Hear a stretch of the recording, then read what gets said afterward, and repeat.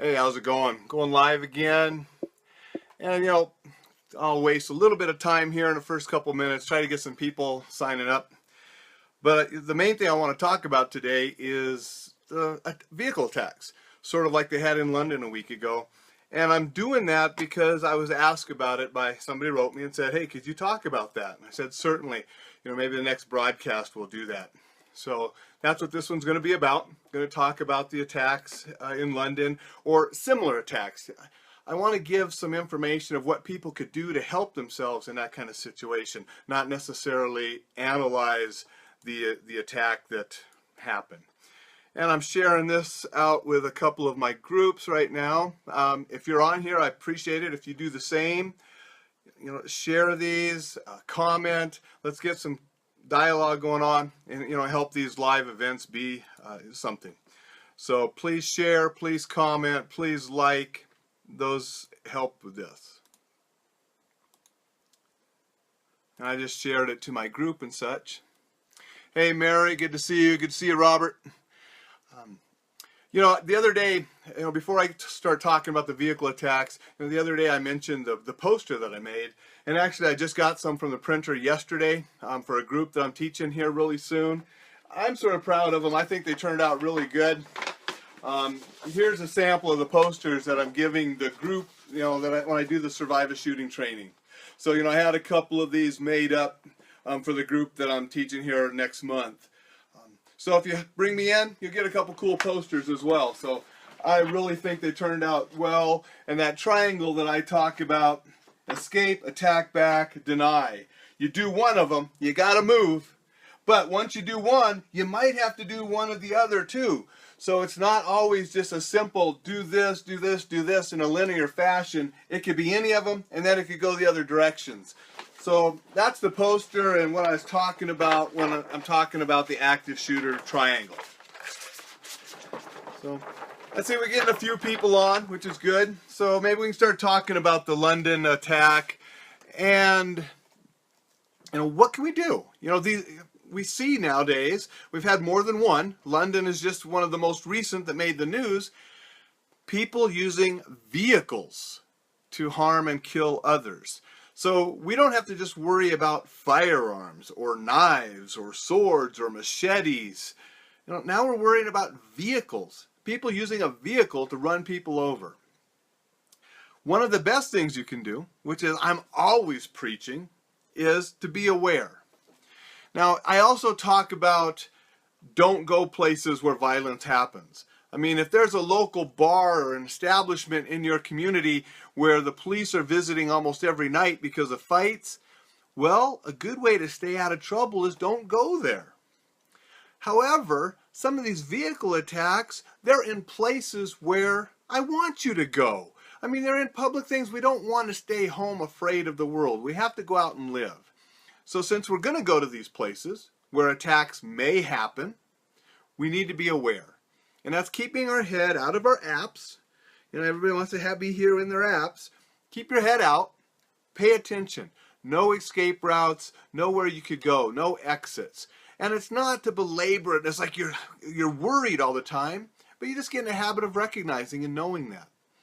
And that will help you if this vehicle kind of thing were to happen. You know which way to maybe get out of the way. And to be really honest, part of it is just luck. I mean, if you're sitting there watching a movie and a guy bursts through the door and starts shooting and you're the first one shot, there's nothing you could have done. If you're walking along on the sidewalk and all of a sudden a car comes veering off and you're the first one hit by surprise, there's not a whole lot you could have done. But if you're not the first, and your awareness gives you that little bit of a warning, it gives you a time to escape. You can deny that vehicle by getting behind something that it can't knock over. And something I wanted to talk about today, a really good thing to do for your safety and for your self-defense is start exercising. Yes, exercising. And you don't have to turn into an Arnold Schwarzenegger or a Miss Olympia or a CrossFit champion. But the better shape you're in, the better you can handle an emergency situation. Whether that's getting out of the way of a vehicle, whether it's attacking back to an armed intruder.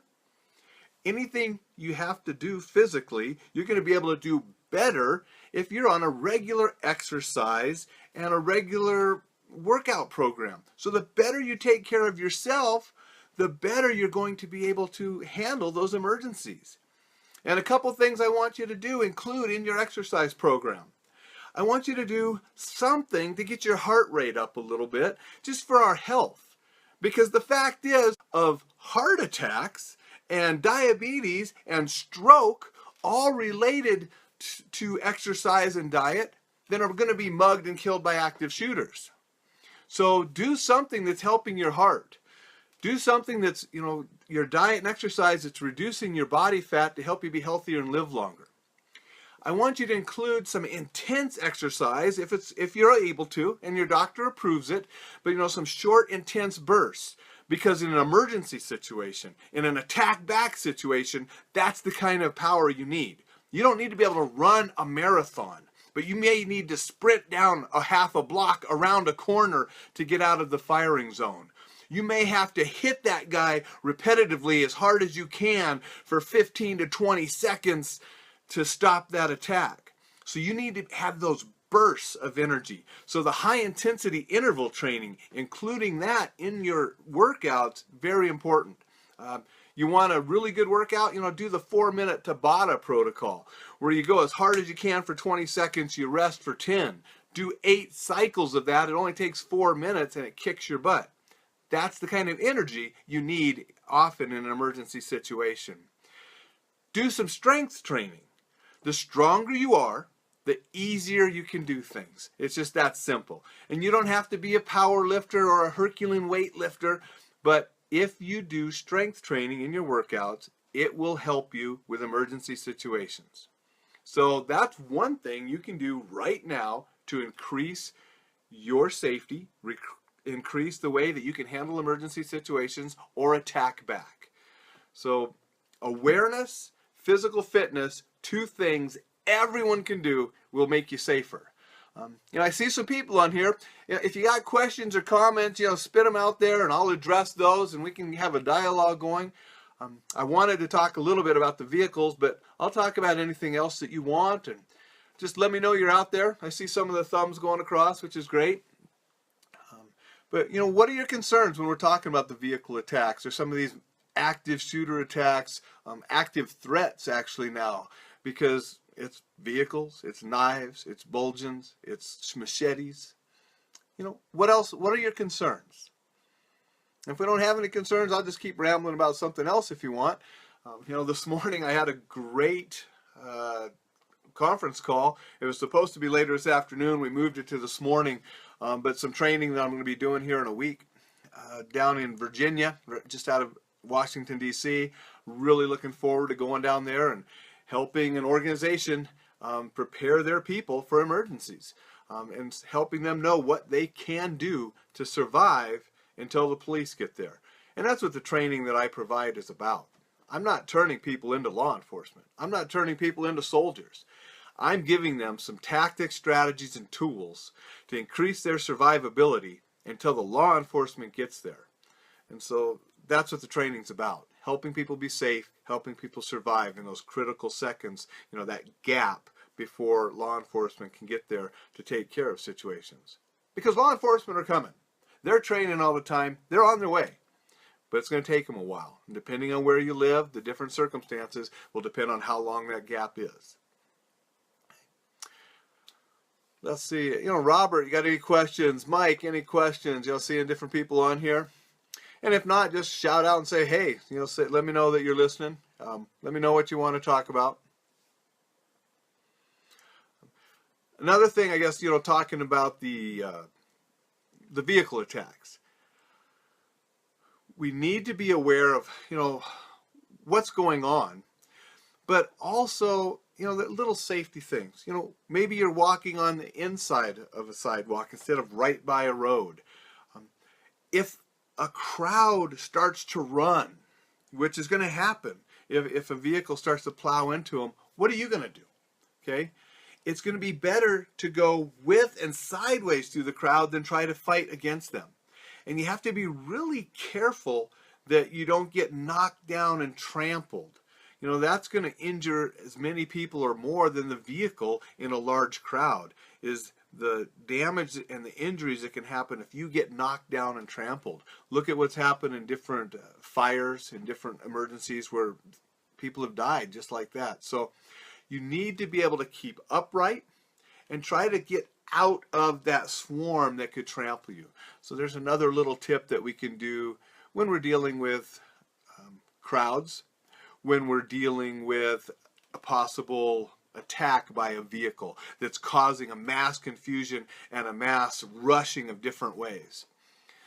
So it's a little bit different if you're outside with that than it would be if you're in a building and having to run and escape a building.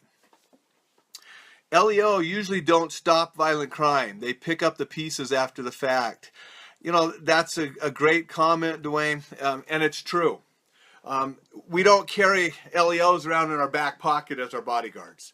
They usually are called after the event has happened, and often they arrive after it's finished. Now, in some of the active shooter instances, they arrive in time to stop the shooter. Sometimes the shooter commits suicide when law enforcement arrives because they know it's over. With the studies out there, a number of active shooter situations have been over before the police do arrive, and that proves that the stuff that I'm teaching and others are teaching can help people survive. And it's not always armed people that are stopping these active shooters. So that's not true either, that you have to be armed. Unarmed people have stopped active shooters, and they can. So. But you are right that the LEOs are often there too late, and that's why we have to do something to protect ourselves. No problem about typing slow and change the topic. We can go back and forth. I like having the conversation. Nick says, Alan, I think a big issue, as in London, is the surprise ambush element. The initial thought is a car accident, then followed by a ferocious attack. The terrorist here was a violent fellow armed with, and I'm not seeing the rest of the comment, armed with 2 knives, right. Difficult to respond to off guard, even police officers in the UK, the majority of whom are unarmed. It's true. Surprise and ambush are on your side. And that's why in the military we want to surprise and ambush the enemy. It gives us the advantage. When the terrorists and the criminals do it to us, it gives them an advantage. When you are surprised and ambushed, they have the advantage, whether it's a car, a knife, or a firearm. And that's why I said at the beginning, a little bit earlier, that if you're the first one hit, you're the first one shot, if you're sitting in the movie theater and you're the first one shot, that surprise ambush, there's not much you could do. Now, there's a thing about the OODA loop, and I'll talk about that a different day, but it's the process we go when we make decisions of how to act. If you have gone through stressful situation and stressful training, the scenario-based training, you can then react faster to those ambushes than somebody that has never thought about it, never done visualization, never done scenario training. They're caught like the deer with the eyes in a headlight, and they freeze because they just don't know what to do. So the more training you can have, especially training that produces the adrenaline dump, then you can react quicker in those ambush situations. But it's still an extremely difficult thing to do. Rebecca joins. So good to see you, Rebecca. Nick, I hope that addressed your comment. I appreciate you mentioning that because it's true. The ambush and the surprise is a huge element. The police officer not being armed, going against a knife, is a huge element. Anytime you go against a weapon unarmed, you're at a disadvantage. It doesn't mean you can't, but you're at a huge disadvantage. And that's why if you're not armed, if you choose improvised weapon, it can at least give you a little better edge. Person has a knife, I want a chair, a fire extinguisher, something that can create some distance between us where I can maybe defend myself without that close proximity where the knife can do me the most harm. And obviously, if you are armed, it's going to be your advantage to go against an armed person. But a lot of the people that I train, that's not an option. I'm teaching people in schools and universities and different locations where them going armed is not an option. So we have to look at these alternatives. And that's why the improvised weapons are so important. That's why I really like to teach people to use fire extinguishers, how to use a fire extinguisher as a weapon, because they're in all buildings and nobody's going to object to fire extinguishers being in a location. So that's a good point. Any other thoughts out there? If not, I might call this here pretty soon because I'm getting hungry. I have lunch. I got some more writing to do. But I did want to address this question just because it was something that was asked of me. Some things that we can do. Hope it was helpful. Please share this, comment, get it around. I'll do more of these if people are finding them useful. The comments of the last one people enjoyed. Hope you enjoy this one. Until next time, we'll talk to you then, but stay safe and just enjoy life, but enjoy so safely.